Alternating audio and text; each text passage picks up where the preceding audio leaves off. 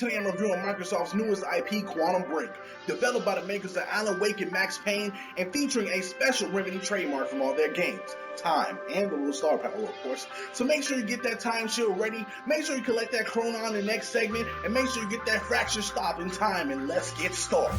That's right, folks, the long-awaited new installment from Remedy Entertainment has finally arrived. Yes, I'm talking about Quantum Break, the game about time itself breaking down and you being the one to repair it. You star as Jack Joyce, the younger brother to William Joyce and a friend of Paul Serene, the scientist who turns into the head of a Monarch Corporation, beginning to initiate plans of bringing the world to the end of time with its future self and stopping you in the present as well as the future. It's up to Jack with his newly defined time powers to stop Serene from having time breaking apart and making it cease altogether in Quantum Break. Also featured in Quantum Break is the choices that you can pan out as Paul Serene himself to see how it not only affects your future gameplay as well, but also the way the TV show plays out as well.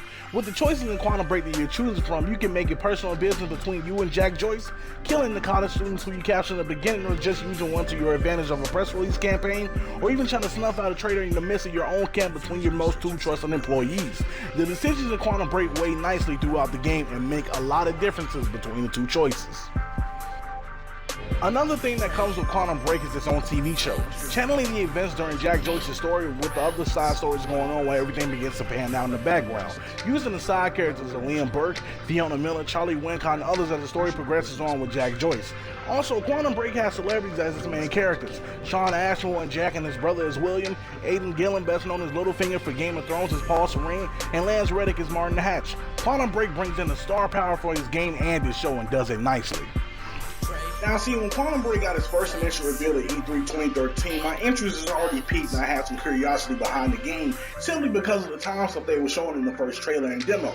But now that I got my hands on Quantum Break after that reveal, I am very, very impressed by some of the things I got to play with and noticed throughout the entire game. So without further ado, I'd like to introduce to you, the pros. My first pro for Quantum Break is that the graphics for this game look gorgeous. From in-game to cutscene, the character models look gorgeous, the backdrops and environments look amazing, the time moments where the fractures and stutters are beginning to happen even look great.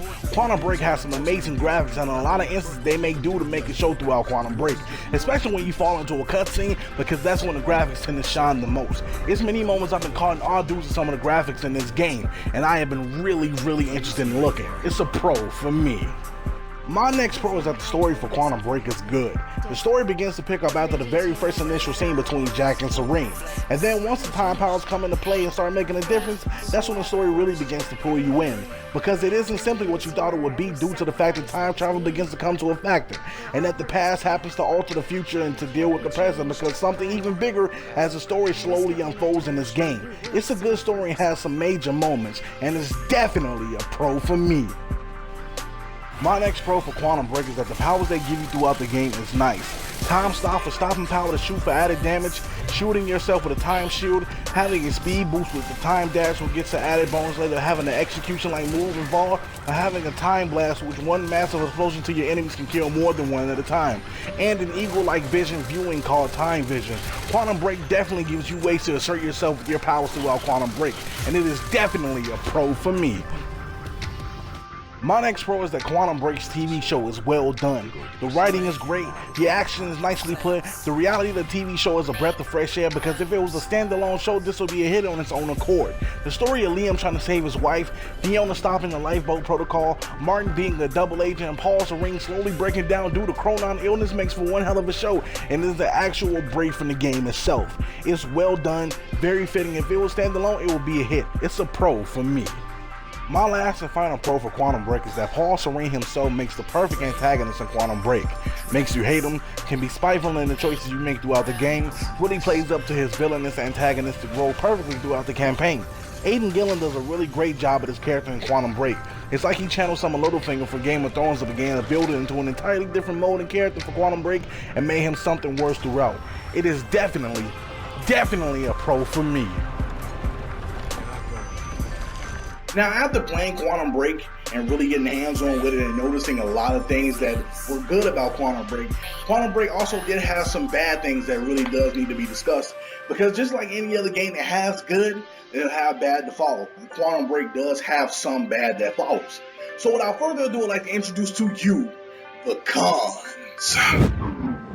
My first con for Quantum Break is that the gameplay feels clunky at times. Sometimes the aim assist interferes with your time powers. Sometimes if you don't have it on, you're practically aiming all over the place. The gunplay feels a bit loose at times. It doesn't have the traditional third-person cover system going from cover to cover. Sometimes Jack will just crouch down near cover and that's your only real mechanic. I wish it had certain implemented things from other third-person shooters, such as tighter gunplay and better cover mechanics. The fact that it doesn't is very disappointing, and it's a con for me. My next con for Quantum Break is that while the story is great, the plot can get a bit confusing times due to the time travel plot that begins to build inside the story. The bouncing around from past to future, future to present, past to present can be a tad bit confusing at times because everything seems to happen in multiple dates. You'll go back for the past for a major item that has significant change for your current, but those in the future already know about it, so it won't exist in the past. It's very confusing at times and very hard to follow at moments. It's a con for me. 2010. My next con is that while Quantum Break's TV show is good and does a good job of expanding Quantum Break's universe outside of Jack Joyce's story, it could have been used for adding side missions to the game, or at least having implemented 4 side missions after beating an act with Joyce and doing a junction with Serene. I like the TV show personally, and I think it's great, but I know this could have been the icing on top of missions that could have been added with Liam and Fiona's side story within Monarch and trying to take it down. I'm not too upset by it, but I know others are. It's a con for me.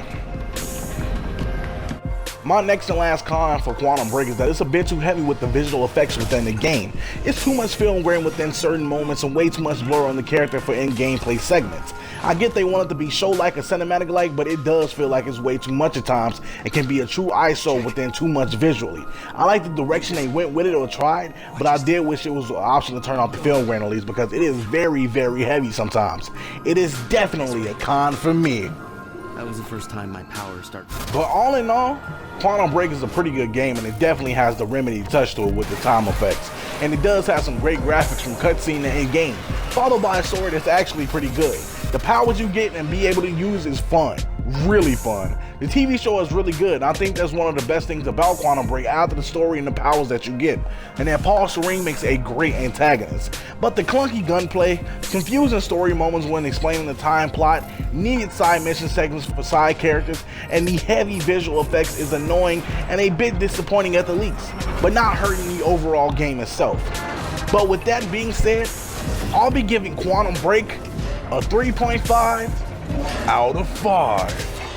Alright guys, that concludes my Quantum Break review. Stay tuned because I have many more reviews for you guys coming from Dark Souls 3 on Xbox One, Ratchet & Clank on PS4, The Division. I've been taking my time with this review specifically because I want to get everything down pat once I review this game and not look like a scrub when I review it. Also, I've been taking my time with Firewatch, but that will be coming sooner than you think as well. These two specifically will be coming sooner than you think, so stay tuned for those. Also, if you're a fan of my Let's Plays, we will be turning to the Outlast Asylum with Outlast Whistleblower. The last time I uploaded to the channel, we had some audio problems, but now that's going to be taken care of. We will be returning this Friday, so stay tuned for that. Also, once we're done with Whistleblower, you guys get to pick the chance of what I play next from Resident Evil 6 on Xbox One or Heavy Rain on PS4. Drop a comment, let me know what you guys want me to Let's Play next after we do Outlast Whistleblower. Also, if you guys want to follow me on my Twitch and Twitter, my links will be in the description box below. Also, check out my last video that I dropped on the Battleborn beta, and my overall thoughts and impressions about it will be in the description box below as well. So if you're a new visitor or new shopper, as I like to call you guys, hit that subscribe button and hit that like button for me, guys. I'll appreciate it so much. If you're a returning visitor, hit that like button for me, guys. It would be greatly appreciated. So until next time and until the next review, we'll tune in, turn up, and throw down. I'm out.